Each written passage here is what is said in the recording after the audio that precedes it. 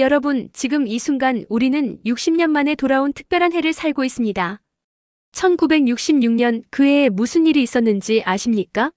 중국에서는 문화대혁명이 시작됐고 베트남 전쟁은 최악의 국면으로 치달았습니다.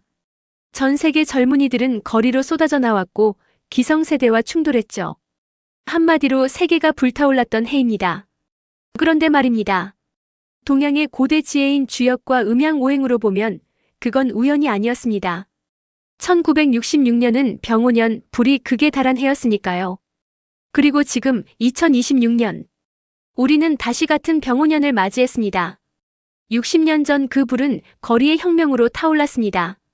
그렇다면 2026년의 불은 어떤 모습으로 우리 앞에 나타날까요? 오늘 그 이야기를 여러분과 나눠보겠습니다. 영상이 도움이 되셨다면 좋아요와 구독 부탁드립니다. 여러분의 작은 응원이 더 좋은 콘텐츠를 만드는 힘이 됩니다. 자, 먼저 병오년이 뭔지부터 정확히 짚고 넘어가겠습니다. 한자로 병과 오. 이 두 글자는 모두 불을 상징합니다. 병은 태양의 불, 뜨겁게 타오르는 양의 에너지입니다. 오는 12지 중에서 말을 의미하는데 하루로 치면 한낮, 1년으로 치면 한여름을 나타냅니다. 둘 다 불의 기운이 정점에 달한 상태를 의미하는 거죠. 음양오행으로 들어가 보겠습니다. 우주의 모든 현상은 음과 양의 균형 속에서 돌아갑니다. 봄이 오면 여름이 오고 낮이 지나면 밤이 오는 것처럼 말입니다. 그런데 병오년은 양의 기운이 너무 강해져서 균형이 무너진 상태입니다. 불이 너무 세면 모든 것을 태워버리듯 양이 극에 달하면 기존의 질서가 붕괴됩니다. 주역에서는 이를 혁괴라고 표현합니다. 혁괴의 혁은 가죽을 벗긴다는 뜻입니다. 낡은 껍질을 벗기고 새로운 것이 드러나는 시기, 그게 바로 병오년의 본질입니다.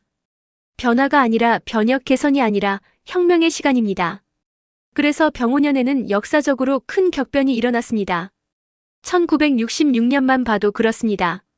문화대혁명은 중국의 전통 문화와 지식인 계층을 뿌리째 흔들었고 베트남 전쟁은 미국 사회를 두 쪽으로 갈라놓았습니다.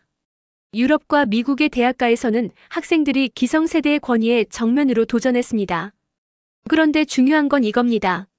주역의 시간과는 직선이 아니라 순환입니다.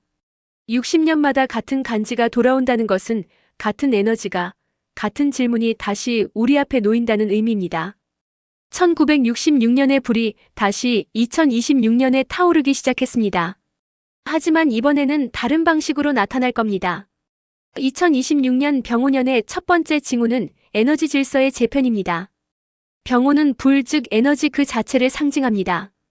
1966년에 석유가 세계 경제와 전쟁의 핵심이었다면 2026년에는 에너지의 의미가 훨씬 더 복잡해졌습니다. 석유는 여전히 중요하지만 이제 전력, 배터리, 반도체, 그리고 AI를 돌리기 위한 연산 자원까지 모두 에너지 전쟁의 대상이 되었습니다. 생각해보세요. 지금 전 세계는 누가 더 많은 데이터 센터를 확보하느냐, 누가 더 효율적인 칩을 만드느냐를 놓고 경쟁하고 있습니다. AI 한 번 돌리는 데 드는 전력이 일반 가정 수백 곳의 하루 전력 소비량과 맞먹습니다. 통제되지 않은 열, 그게 바로 병오년의 특징입니다. 더 심각한 건 이 에너지가 특정 국가, 특정 기업에 집중되어 있다는 겁니다. 누가 에너지를 장악하느냐가 곧 누가 미래를 설계하느냐를 결정합니다. 그래서 지금 세계는 보이지 않는 전쟁을 치르고 있습니다. 무역 분쟁, 공급망 재편, 기술 제재, 이 모든 것이 결국 에너지를 둘러싼 싸움입니다. 주역은 말합니다. 불은 위로 타오릅니다. 통제하지 못하면 모든 것을 태우지만 잘 활용하면 문명의 동력이 된다고요. 2026년 병오년, 우리가 에너지를 어떻게 다루느냐에 따라 다음 60년의 방향이 결정될 겁니다. 두 번째 흐름은 권위의 해체입니다. 병오년의 불은 위에서 아래로 내려옵니다. 이게 무슨 뜻이냐면 기존의 권위 구조가 급격히 무너진다는 겁니다. 1966년에는 젊은 세대가 기성세대의 권위에 도전했습니다. 2026년에는 개인이 시스템 자체에 도전하고 있습니다. 국가를 믿지 못하고 기업을 믿지 못하며 전문가마저 믿지 못하는 시대가 왔습니다. 가짜 뉴스가 진짜 뉴스보다 빠르게 퍼지고 소셜미디어 한 줄이 대통령의 발표보다 더 큰 영향을 미칩니다. 사람들은 더 이상 위로부터의 답을 기다리지 않습니다. 각자 스스로 판단하고 스스로 행동합니다. 이건 자유일 수도 있고 혼란일 수도 있습니다.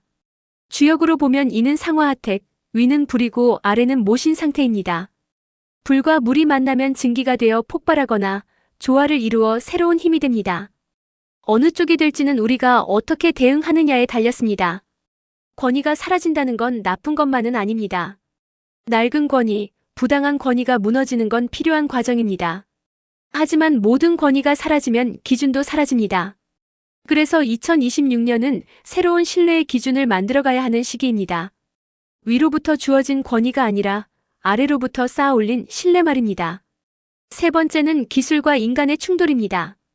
주역에는 기재와 미재라는 궤가 있습니다. 기재는 이미 강을 건넜다, 완성됐다는 뜻이고 미재는 아직 건너지 못했다는 뜻입니다. 흥미로운 건 주역 64개의 마지막이 미재라는 점입니다. 완성이 끝이 아니라 아직 건너지 못한 상태가 진짜 끝이라는 거죠. 2026년 지금 우리는 기술적으로는 기재 상태입니다. AI는 인간보다 빠르게 글을 쓰고 그림을 그리고 코드를 짭니다. 자율주행차는 거리를 달리고 로봇은 공장을 돌립니다. 기술은 완성된 것처럼 보입니다. 하지만 인간은 미재 상태입니다. 우리의 정신, 우리의 감정, 우리의 관계는 그 속도를 따라가지 못합니다. 사람들은 AI가 자기 일자리를 빼앗을까 두려워하고 기술에 의존하면서도 기술을 불신합니다. 편리함은 늘었지만 행복은 늘지 않았습니다. 이게 바로 병오년의 불이 만드는 충돌입니다. 기술은 앞서가지만 인간은 뒤처져 있고 그 간극이 열을 만들어냅니다. 열은 에너지이지만 통제되지 않으면 파괴가 됩니다. 주역은 이렇게 말합니다. 물과 불이 조화를 이루면 수화기제, 모든 것이 제자리를 찾습니다. 하지만 조화를 이루면 화수미제, 아직 건너지 못한 채 표류하게 됩니다. 2026년 우리의 과제는 기술과 인간이 조화를 이루는 새로운 방법을 찾는 것입니다. 그래서 결론은 이겁니다. 2026년 병오년은 새로운 시작의 해이자 감당하지 못하면 크게 소진되는 해입니다. 불은 두 가지 얼굴을 가지고 있습니다. 길이 되기도 하고 모든 것을 태워버리기도 합니다. 1966년의 불은 거리에서 타올랐습니다. 2026년의 불은 시스템 안에서, 데이터 속에서, 우리의 선택 속에서 타오르고 있습니다.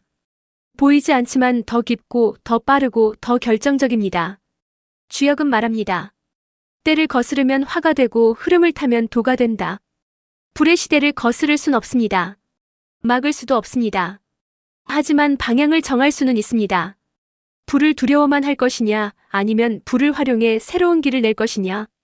에너지 질서가 재편되고 있다면 우리는 더 공정하고 지속 가능한 에너지 시스템을 만들어야 합니다. 권위가 무너지고 있다면 우리는 새로운 신뢰의 기준을 세워야 합니다. 기술이 인간을 앞서가고 있다면 우리는 기술을 인간의 도구로 되돌려 놓아야 합니다.